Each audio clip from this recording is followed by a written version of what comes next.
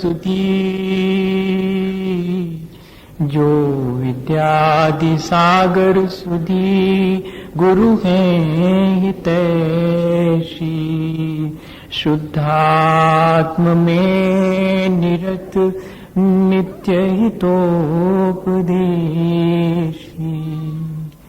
वे पाप ग्रीष्म ऋतु में जल है सयाने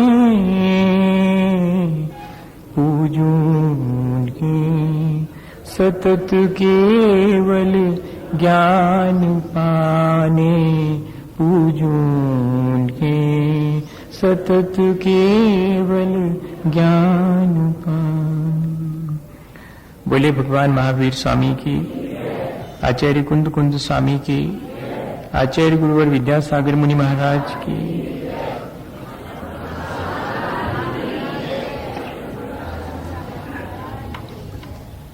हम सभी लोग हमेशा की तरह आज भी अपने जीवन को कैसे अच्छा बनाएं, कैसे उसे और बेहतर ढंग से जिएं, इस बात पर विचार करने के लिए एक साथ बैठे हैं।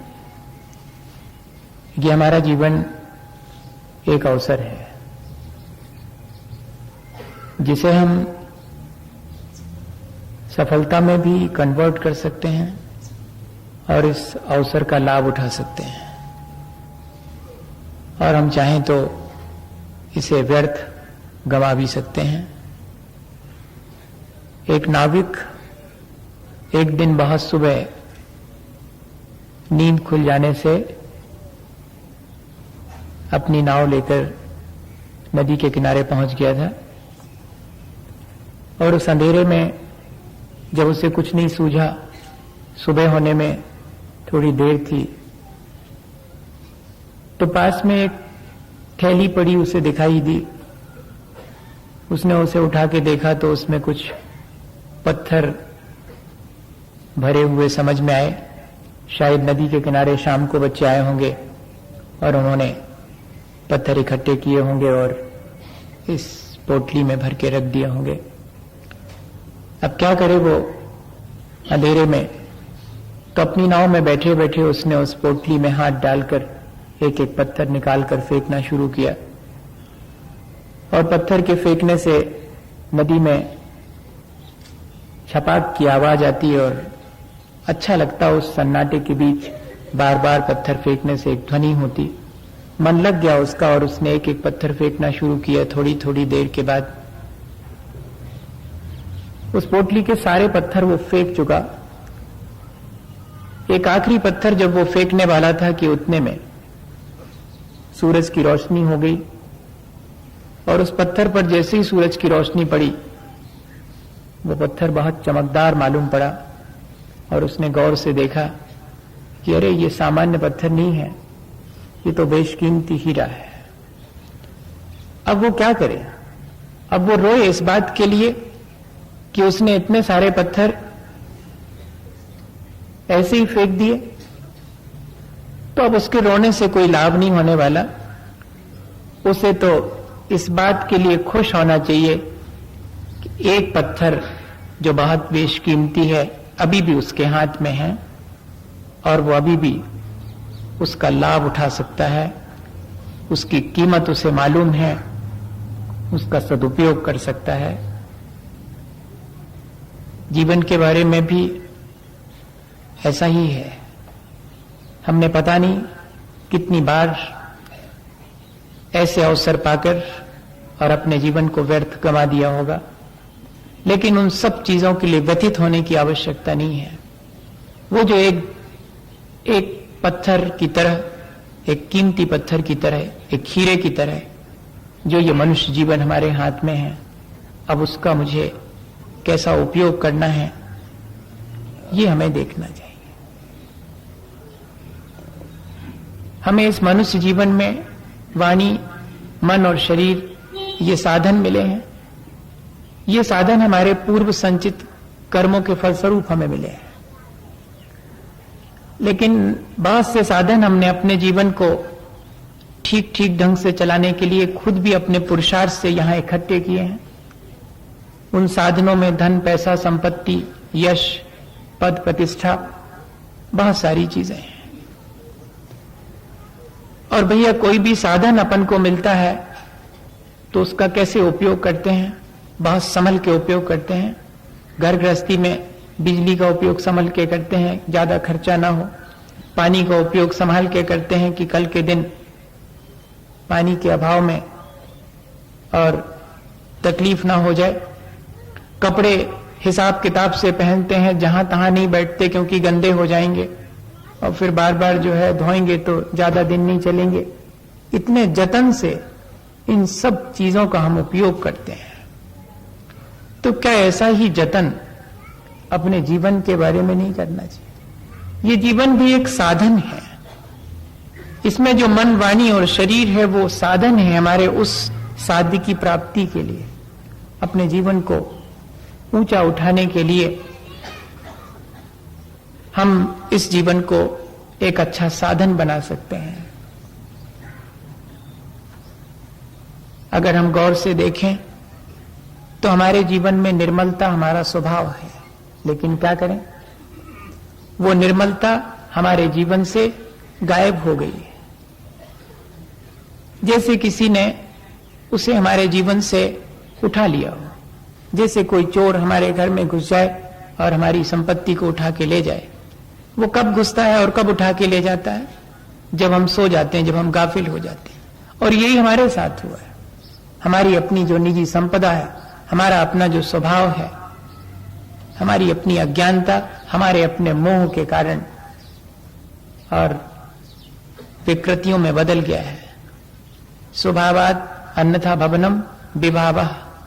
हम अपनी निर्मलता को खो बैठे हैं और हमारी उस निर्मलता के स्थान पर विकृतियों ने, मलिनताओं ने हमारे भीतर अपना घेरा जमा रखा है। हमारी अपनी प्रकृति ऐसी नहीं है, लेकिन क्या करें, जब हम अपनी प्रकृति, अपने स्वभाव को भुला बैठते हैं तब हम धीरे धीरे विकृति की तरफ चले जाते हैं। और उसका एक ही कारण होता है, हमारा अपना मोह, हमारी अपनी अज्ञानता, इग्नोरेंस जिसको कहेंगे। हम ही कहीं चूक जाते हैं। हम अपनी उस चूक को देखें कि कैसे हम चूक गए हैं तो बहुत स्पष्ट दिखाई पड़ेगा। बच्चों की कहानी सब पढ़ते हैं और बहुत प्रचलित है ये कहानी। बच्चे इसको बड़े चाव से पढ़ते हैं।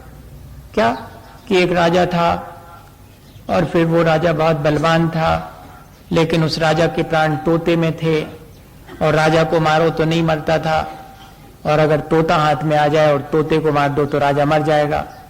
ऐसी कहानी पढ़ते हैं बच्चे, तो बहुत पढ़ते हैं। सब बच्चे रहे होंगे, सबने पढ़ी होगी राजा की कहानी कि राजा के प्राण तोते में। वो कहानी जैसी मालूम पड़ती है, लेकिन है वो सच्ची? अच्छा, अपने जीवन में झांक करके देखो, अपनी अज्ञानता और अपने मोह को देखो, जिसकी वजह से कि पूरा जीवन विकृत हुआ है।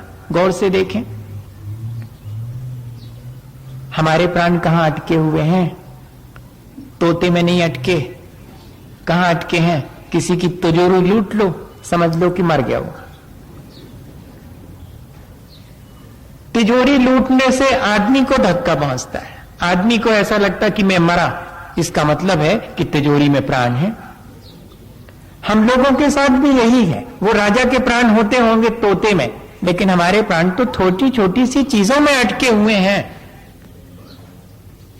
अपने कपड़ों में, अपनी संपत्ति में, अपने मकान दुकान में, कहां कहां हमारे प्राण अटके हुए हैं। और प्राण बड़े सांसत में हैं। ऐसा नहीं है कि ठीक ढंग से जी पा रहे हो। ये सारी चीजें जिनको कि हमने अपने जीवन को अच्छा बनाने के लिए अपने जीवन में सहयोगी माना था, उन्हीं में हमारे प्राण अटके हैं।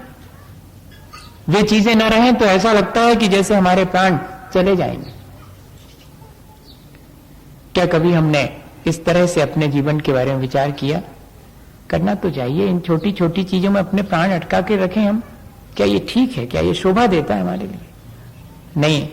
हम अपने जीवन को अपने ढंग से जिएं, हम उसे सुसंस्कृत बनाएं। हमारी प्रकृति निर्मल है, विकृतियां आई हैं, हम उन्हें परिष्कृत करें। और अपनी चेतना को परिष्कृत करने का नाम ही संस्कृति है। आज धीरे धीरे करके हम अपनी संस्कृति को भूलते चले जा रहे हैं।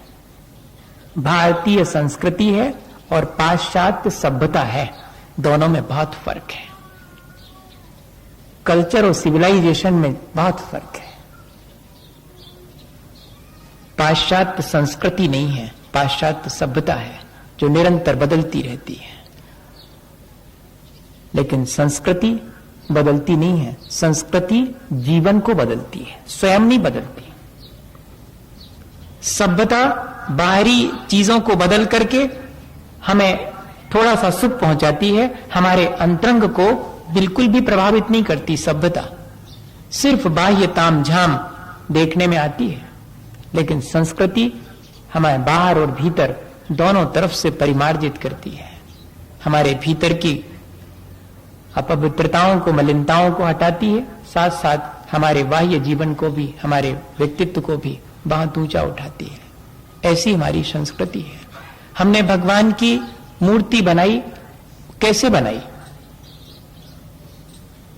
जैसे चेतना को परिष्कृत कर किया जाता है, ठीक इसी तरह से वो प्रतीक है इस बात का। जैसे हम मूर्ति बनाते हैं, ऐसे ही हमें अपने जीवन को भी ऐसे ही तराश करके उसमें जो अपवित्रताएं हैं उनको हटा देना चाहिए। क्या करता है कोई भी मूर्तिकार? क्या पत्थर में मूर्ति बनाता है क्या?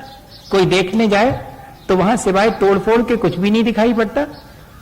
कह रहे थे कि बन रही है मूर्ति, बन कहां रही है? यहां तो छेनी हथौड़े से और तोड़ा फोड़ा जा रहा है सब।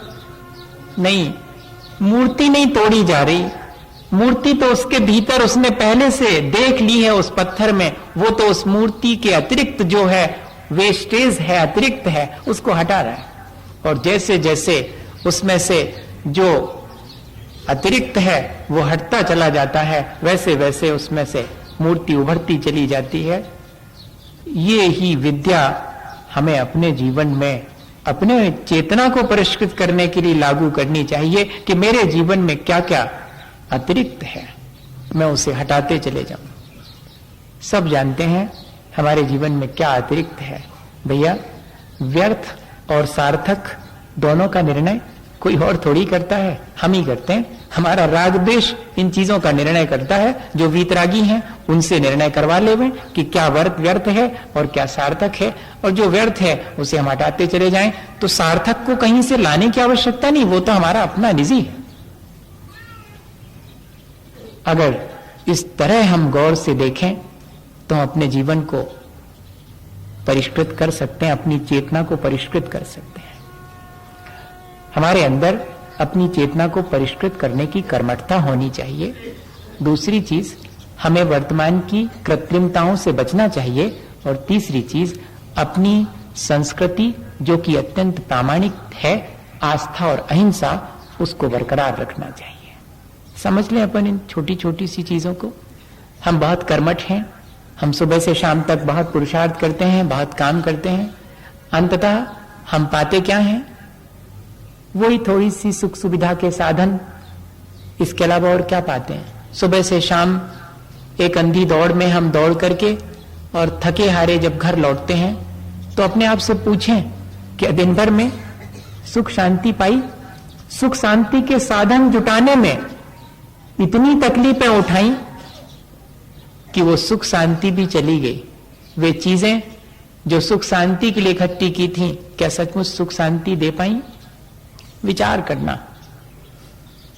तब फिर हमारी ये कर्मठता हमारे किस काम की?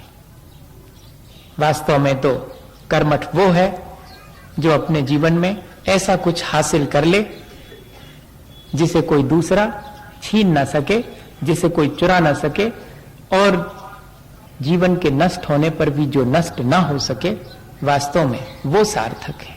वो संचित किया अपन ने क्या? क्या ऐसा कोई पुरुषार्थ मैं दिन भर में करता हूं जिससे मेरे जीवन में ऐसी कोई चीज संचित होती है?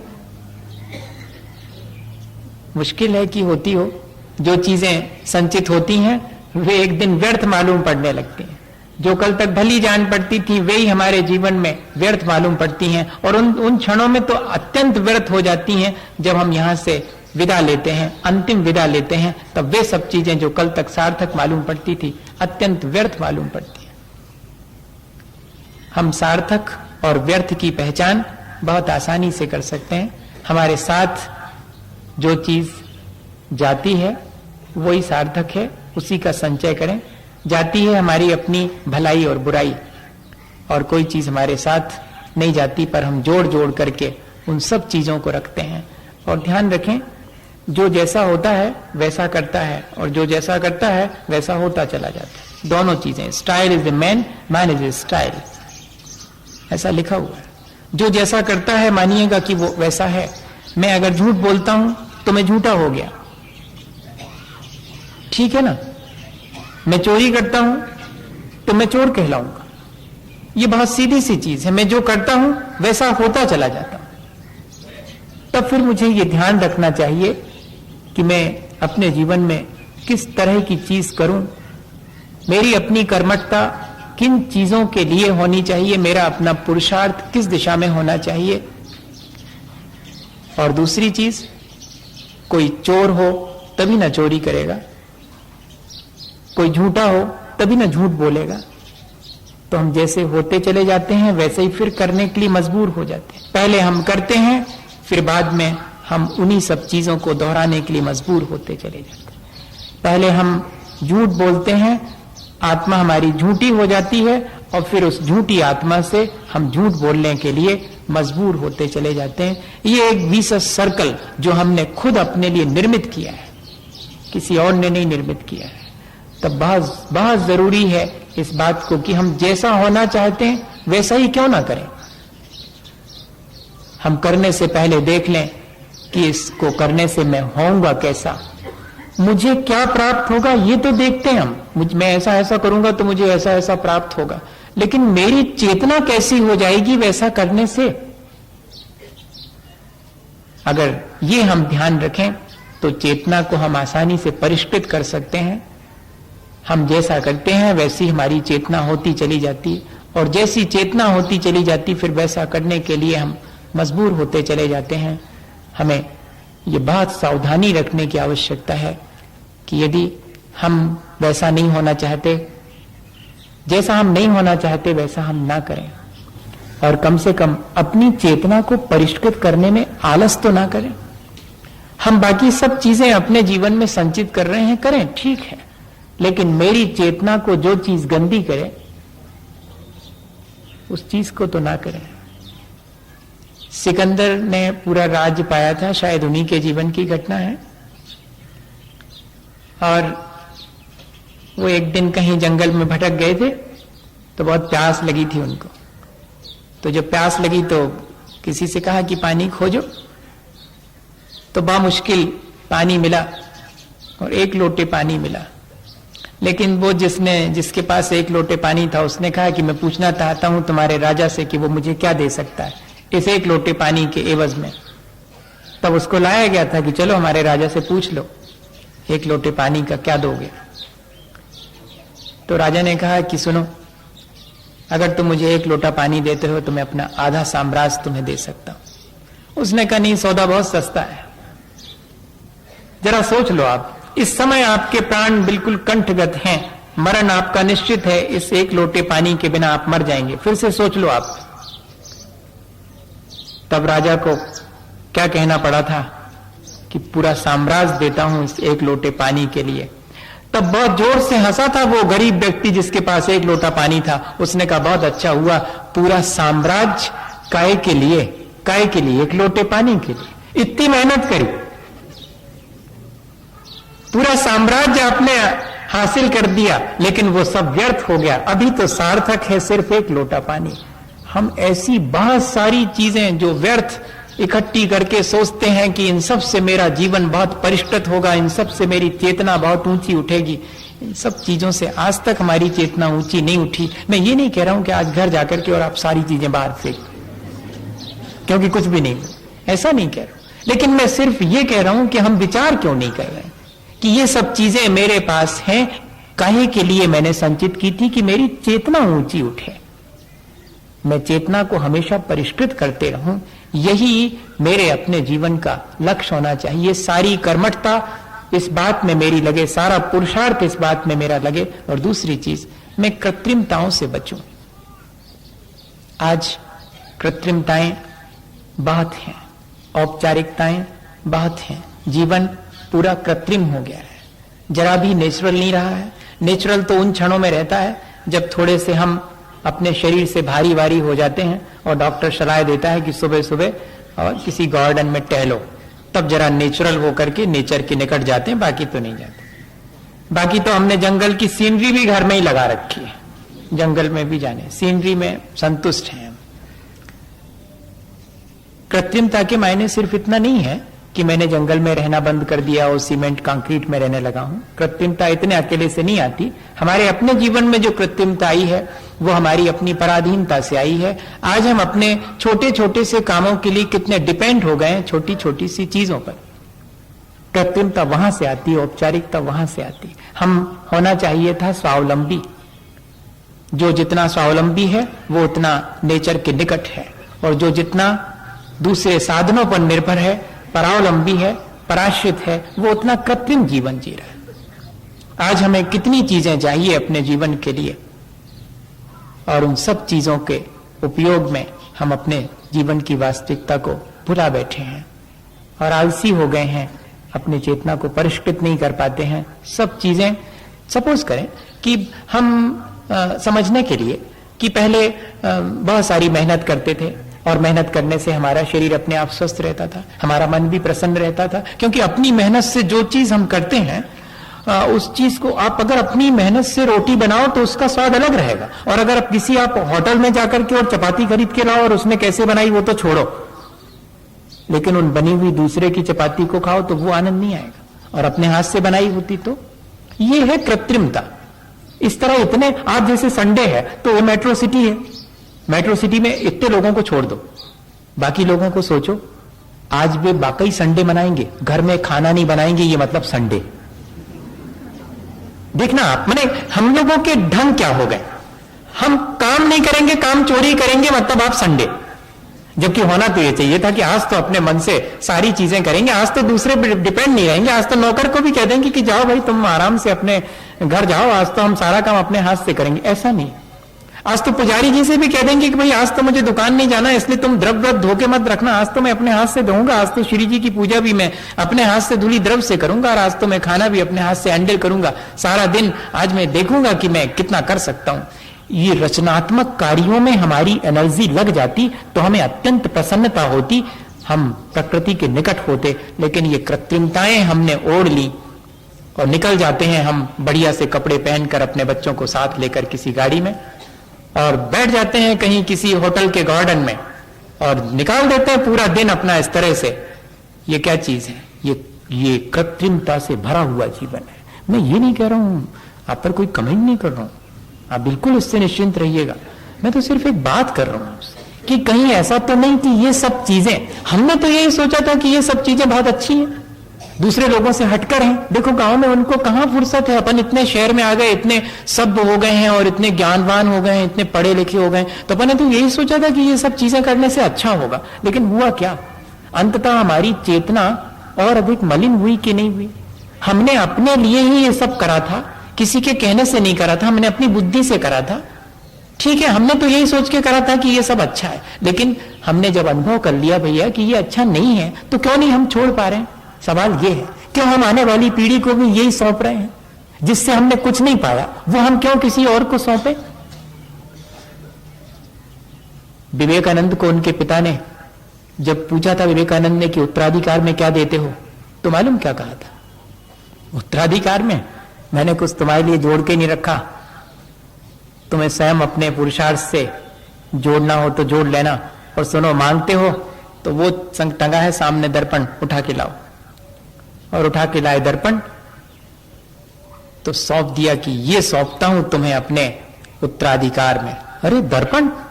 हाँ दर्पण सौंपता हूं कि देखते रहना कैसे हो, कैसे होना चाहते हो, बस इतना ही। दर्पण में देखते रहना कैसे हो गए हो, होना कैसे चाहिए था। हम अपने सामने अगर आईना रख लेवे ये आईना ही हमें रखना पड़ेगा अपने सामने कि हम कैसे होना चाहते हैं और हो कैसे गए। हमने सोचा तो कुछ और था, और वैसा सोच करके हमने जीवन शुरू किया था।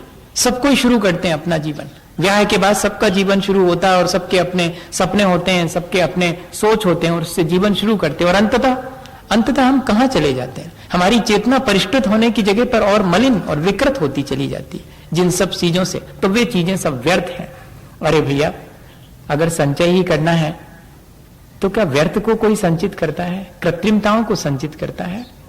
नहीं, वो तो उन चीजों को परिष्कृत करता है, उन चीजों को हटाता ही है। एक व्यक्ति ने कहा कि संचय करना है तो मैं संचय करता हूं। कहीं उसको पड़ा हुआ एक ठो जूता मिल गया, उसने घर में रख लिया। उससे पूछा कि क्यों, क्या करोगे उसके? बोले जब दूसरा मिल जाएगा तो पहनने के काम आएगा। मैंने तो एक ऐसे ही चलते चलते आपसे कह दिया, ये ऐसे ही तो हम अपने जीवन में नहीं कर रहे हैं। बहुत सारी चीजें आज घर जाकर के देखना कि कैसी पड़ी हुई हैं, काम आएंगी, अभी तक तो नहीं आई, कब से पड़ी है, लेकिन मन में काम आएंगी। कचरा तमाम इकट्ठा करके रखा, यहां तक कि एक मैं पढ़ रहा था कल सुबह या शाम को, कल पढ़ रहा था तो मुझे बहुत हंसी आई उसको पढ़ने के बाद। उसमें लिखा था कि संचय करने के नाम पर तो ऐसे हैं हम लोग, इतने होशियार हैं कि कोई ने गाली दी तो उसको भी अपने भीतर रखे रहते हैं। वो क्षमा भी मांग ले तो उसकी गाली अपने भीतर रखी रहती, कई दिन तक रखे रहती है। अपन नहीं रखे रहते। किसी ने कोई बुरी बात कह दी तो उसको तुरंत नहीं लौटाएंगे, रख लेंगे भीतर। तुमने हमसे ये बुरी बात कही थी, तुमने हमसे ये बुरी बात कही थी। 10 दिन बाद, 50 दिन बाद, तो जिंदगी भर रखे रहे। बताओ, ये कचरे ही रखने की स्टाइल नहीं है और क्या? दूसरे ने गाली दी, दूसरे ने खराब शब्द कहा, अपन ने रख लिया, रख लो। अब काम आएगी, क्या काम आएगी? वो कोई दूसरा मिलेगा तब उसको याद दिलाएंगे कि तुमने हमसे ऐसी खराब बात कही थी। बाहर भी और भीतर भी, दोनों जगह अगर अपन देखें तो ऐसी व्यर्थताओं का अपन संचय कर रहे हैं और अपने जीवन को निरंतर कृत्रिमता की तरफ ले जा रहे हैं। हमारी संस्कृति आस्था, अहिंसा, भाईचारे और प्रेम और करुणा की है। हमें उसका संचय करना चाहिए, बचना चाहिए आडंबर, दिखावे और कृत्रिमता से।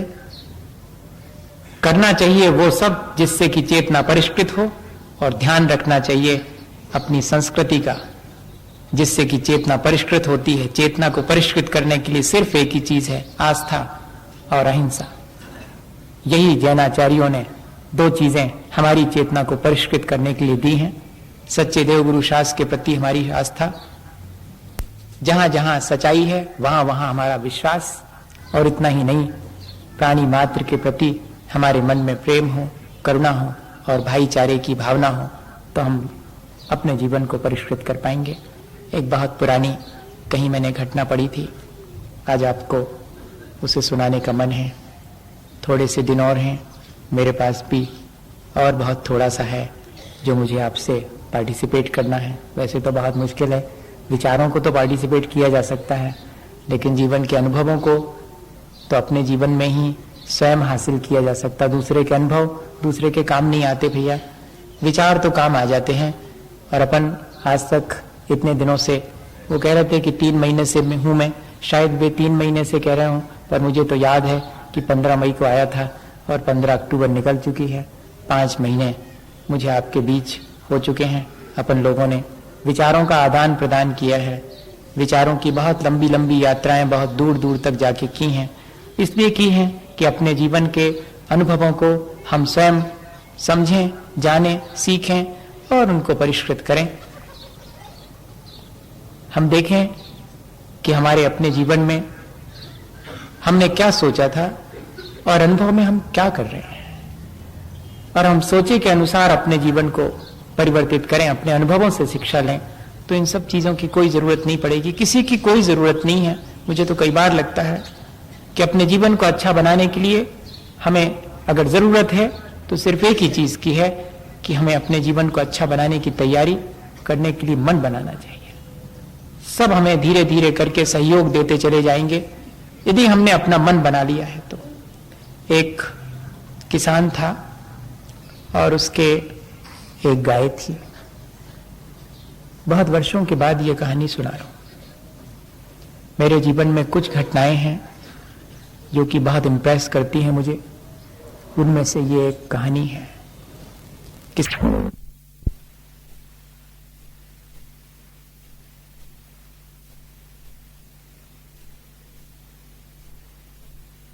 पुराने लोग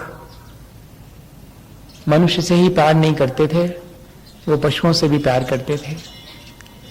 आज हम अपनी मोटर और कार से प्यार करते हैं, जबकि वे जड़ पदार्थ हैं। और पहले के लोग मोटर गाड़ी रखना पसंद नहीं करते थे, भले ही एक घोड़ा रख लेंगे, उस पर अपनी यात्रा कर लेंगे, क्योंकि वो सजीव है। और सजीव से अगर कोई प्रेम रखता है तो वो कल्याण में निमित्त बनता है, और चीजों से कोई अगर प्रेम रखता है तो वो तृष्णा कहलाती है, और वो उसके अकल्याण में निमित्त बनता है। जड़ से दोस्ती करेंगे तो जड़ ही होंगे, और चेतना से अगर दोस्ती करेंगे तो हमारी चेतना परिष्कृत होगी। ये कॉन्सेप्ट था, आज का कॉन्सेप्ट अलग हो गया। उसके पास जो गाय थी उससे बहुत प्यार था, लेकिन एक दिन ऐसा आया जीवन में कि खुद के खाने के लिए भी बहुत मुश्किल हो गई। खेती में इतना नुकसान हुआ कि गाय के खिलाने के लायक भी उसके पास चारा नहीं रहा, खुद के खाने को भी नहीं है। और उसने तय किया कि गाय को बेच देना चाहिए, जब मैं खिला ही नहीं पाता हूं तो क्या करूं। और जब जब भी उसके मन में ये बात आती थी कि गाय को बेच दूं, तो ऐसा लगता था जैसे किसी ने छाती में और भाला चुभो दिया, इतनी पीड़ा होती थी। एक पीड़ा तो उसे यह है कि वो अपनी इस गाय को घास नहीं खिला पा रहा, और जब जब उसके मन में ये आता था कि ये सुख से रहेगी, किसी को बेच दूं, वहां अच्छे से खा पी लेगी, मेरे पास तो भूखी पड़ी रहती है, पानी पिला पाता हूं, तो बेचने की बात भी बहुत तकलीफ देती थी। फिर उसके मन में आया कि क्यों ना मजदूरी कर लूं। एक किसान को इससे ज्यादा दुखदाई बात क्या हो सकती कि उसे मजदूरी करना पड़े। पर क्या करें, अपने लिए नहीं, जिसे अपने आश्रित रख रखा है उसके चारे के लिए, और मुझे मजदूरी कर लेनी चाहिए। और वो शहर चला जाता है। शहर में एक सेठ के यहां पर चौकीदारी का काम उसे मिल जाता है। और एक दिन बातों के दौरान सेठ जी उससे कहते हैं कि क्यों भाई, तुम तो गांव के हो, यहां दूध की बहुत दिक्कत होती है, अगर हो सके तो कोई गाय का इंतजाम कर दो। उसको तो जैसे मन की बात मिल गई, उसने कहा बहुत अच्छा रहा, मैं गाय को भी यहीं ले आता हूं, सेठ जी के यहां पर रहेगी और मैं देखता रहूंगा हमेशा, बेच तो नहीं पाऊंगा लेकिन सेठ जी के यहां रहेगी, मैं उसकी देखरेख करता रहूंगा। और ले आया वो गाय, ये कहकर कि किसी और की है, आप ले लीजिएगा। और कुछ रुपयों में गाय को सेठ जी के यहां दे दिया। जब गाय की रस्सी सेठ जी के नौकर के हाथ में पकड़ाने लगा, तब गाय ने बहुत कातर दृष्टि से उसकी तरफ देखा कि सौंप रहे हो, आज तक तो निभाया, आज किसी और के हाथ में सौंप रहे, ठीक है चली जाती हूं। मुड़ मुड़ करके उसने कई बार देखा कि कह दो एक बार कि हां चली जाऊं, बहुत कठिन है। और उसके सिर पर हाथ रख करके किसान ने कह दिया कि हां जाओ। बहुत कोशिश की किसान ने कि सेठ जी मुझे ही उस जगह पर रख दें, मैं गाय की सेवा करते रहूंगा, अलग से नौकर लगाने की आवश्यकता नहीं पड़ेगी। पर सेठ जी को इतना ईमानदार चौकीदार कहां से मिलता है, इसलिए सेठ जी ने तो उसको चौकीदार का काम सौंपा, गाय के पालन पोषण का काम दूसरे नौकर के जिम्मे सौंप दिया। लेकिन दूसरे दिन हल्ला मच गया कि 15 सेर दूध का वायदा था कि गाय 15 सेर दूध देगी, लेकिन वो तो 1 सेर भी नहीं दे पा रही है। बुलाया गया किसान को कि बेईमानी करते हो, कह रहे थे 15 सेर देने वाली गाय दे रहा हूं और वो तो जरा भी दूध नहीं दे रही है। किसान ने कहा लाओ, और माथे पर हाथ फेरा और दूध लगा करके 15 सेर दे दिया। गाय के माथे पर हाथ रख के कहा कि बहन, मेरी लाज तुम्हारे हाथ में है, इसमें अब तुम कमी मत करना। लेकिन गाय क्या समझे? कहानी ऐसी है, जैनेन्द्र कुमार ने लिखी कि गाय क्या समझे कि तुमने उसे बेच दिया है कुछ पैसों में। वो तो सिर्फ प्रेम की भाषा जानती है, उसकी चेतना अभी इतनी विकृत नहीं हुई है कि वो रुपयों की खरीद फरोख्त को समझ सके। हम सब की चेतना तो रुपयों की खरीद फरोख्त से इतनी मलिन हो गई कि हम तो व्यक्ति को भी दांव पर लगा सकते हैं अपने रुपयों के लिए। लेकिन उस गाय के भीतर अभी इतनी मलिनता नहीं आई थी। दूसरे दिन थोड़ा बहुत दूध दिया तो दिया, मार भी खाई, पर दूध नहीं दे पाई। और एक दिन से ऐसा हुआ कि जहां वो चौकीदार बैठा करता था, सुबह सुबह मालूम पड़ा कि उस देवड़ी पर बहुत सारा दूध बिखरा हुआ है। अब तो किसान की नौबत आ गई। बुलाया गया कि पता करो ये दूध, इसके मायने हैं कि तुम शायद रात में लगा लेते होगे और तुम ही ऐसा सब कर रहे हो। पता करो ये दूध यहां जहां तुम बैठते हो दरवाजे पर, वहां कैसे गिरा, कब गिरा। अब किसान क्या करे? सारे दिन बहुत बेचैन रहा, गाय के पास भी जाने का मन नहीं हुआ, किससे क्या कहे। और रात चुपचाप लेटा हुआ सोच में था कि क्या जवाब दूंगा कल सुबह सेठ जी को। कि इतने में उसे अपने आसपास किसी के आने की आहट सुनाई दी। देखा तो गले की रस्सी तुड़ा करके गाय आकर के पास में खड़ी थी। उठ के खड़ा हो गया। मनुष्य की भाषा नहीं समझता, लेकिन पशु मनुष्य की भाषा समझता है। असल में भाषा तो प्रेम की सबके समझ में आती है, बाकी भाषाएं तो सब पीछे छूट जाती हैं। और गर्दन झुकाए खड़ी है, क्या कहती है कि गलती मेरी है, वो जो दूध फैला था वो मेरा ही था, मैं उनको दे नहीं पाऊंगी। तुम कहते हो कि मैंने तुम्हें कुछ रुपयों में बेच दिया है, सो अब वे सेठ मेरे मालिक हैं, सो वे मेरे शरीर के मालिक हो सकते हैं, मेरी आत्मा के मालिक तो नहीं है। मेरी आत्मा की मालिक तो मैं हूं, और मेरी आत्मा तो उसे ही दूध देगी जिसका मेरे से प्रेम है। तुम्हारा प्रेम है, इसलिए तुम जितना चाहोगे तुम्हें दूध दूंगी। मेरे शरीर को बेच करके तुम मेरी चेतना को नहीं बेच पाओगे। दूसरे दिन कहते हैं, कहानी में लिखा कि सेठ जी के पैर छू करके और किसान अपनी गाय लेकर अपने गांव वापस लौट गया और कह गया कि गाय जितने में बेची थी एक एक पैसे पाई चुका दूंगा, लेकिन ना अब आपकी यहां नौकरी करूंगा और ना गाय आपको बेच पाऊंगा। मैं रूखी खा करके और रह जाऊंगा, लेकिन अपनी चेतना को मलिन नहीं होने दूंगा।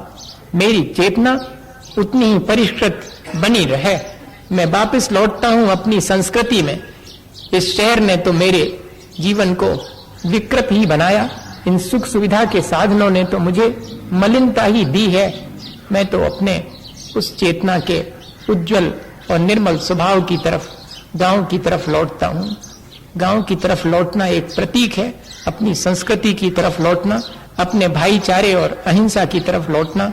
हम लोग तो धीरे धीरे करके और अपने जीवन में ऐसे संसाधनों का उपयोग कर रहे हैं जिससे कि दूसरे का भी अहित हो रहा है, साथ में हमारी चेतना भी मलिन होती चली जा रही। क्या हम वापस लौटना पसंद नहीं करेंगे? वापस अपनी चेतना में, अपनी चेतना के उस निर्मल स्वभाव में, अपनी प्रकृति में हम प्रयत्न करें तो जरूर लौट सकते हैं। मैं यही भावना भाता हूं कि भगवान हम सबको ऐसी सद्बुद्धि दें कि हम ऐसा कुछ करें जिससे चेतना परिष्कृत हो। हम आडंबर और कृत्रिमता से बच करके अपनी आस्था और अहिंसा की संस्कृति को, जो कि हमारे चेतना को परिष्कृत करती है, उसे अपना सकें। आज बैठे हैं एक साथ तो नमोकार करते हैं। पता नहीं फिर यहाँ एक साथ कब संयोग आएगा, फिर बैठेंगे, फिर बात करेंगे। और आज ये मान करके कि शायद ये आखिरी दिन है, रोज अगर ऐसे ही मान करके कि आज ये आखिरी दिन है और हम अपने इस दिन को सार्थक बना लें, इसी भावना के साथ आज अपन नमोकार करते हैं कि हमारा जीवन, हमारी चेतना परिष्कृत हो।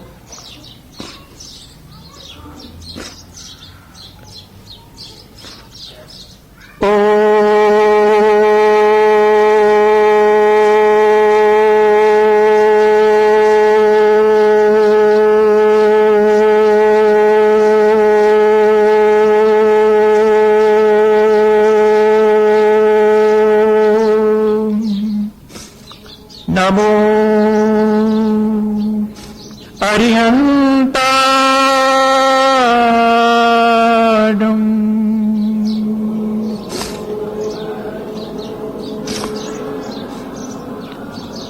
ओम नमो सिद्धार्डं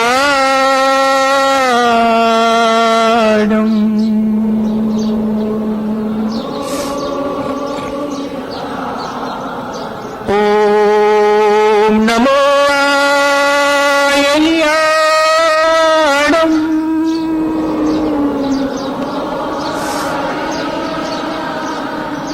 ओम नमो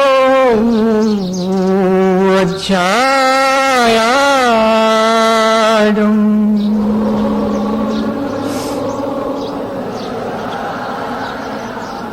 नमो लोये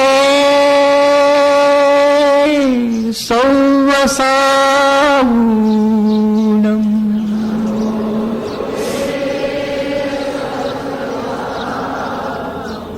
चत्तारि मङ्गलम्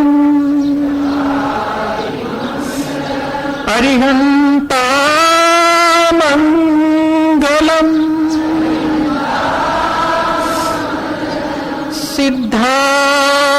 सिद्धामङ्गलम्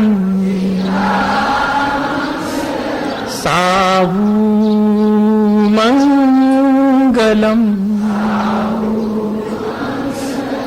केवली पन्नतो धम्मो मङ्गलम्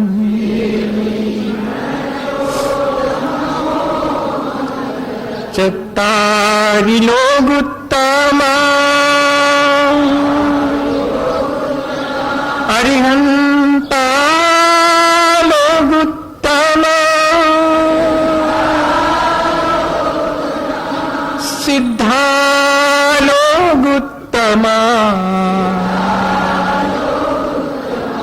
सावू लोगुत्तमा केवली पन्नतो धम्मो लोगुत्तमो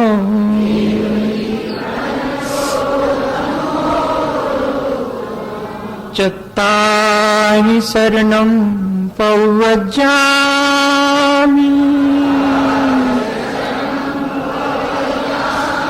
अरिहन्ते शरणं पौवज्जामि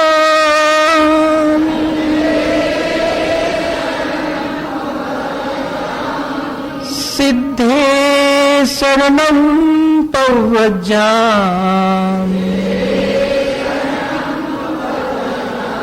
साहू शरणं पौवज्जामि केवली पन्नतं धम्मं शरणं पौवज्जामि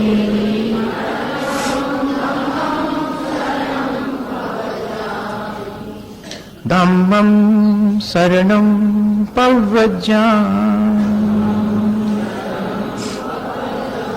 बोले आचार्य गुरुवर विद्यासागर मुनि महाराज की।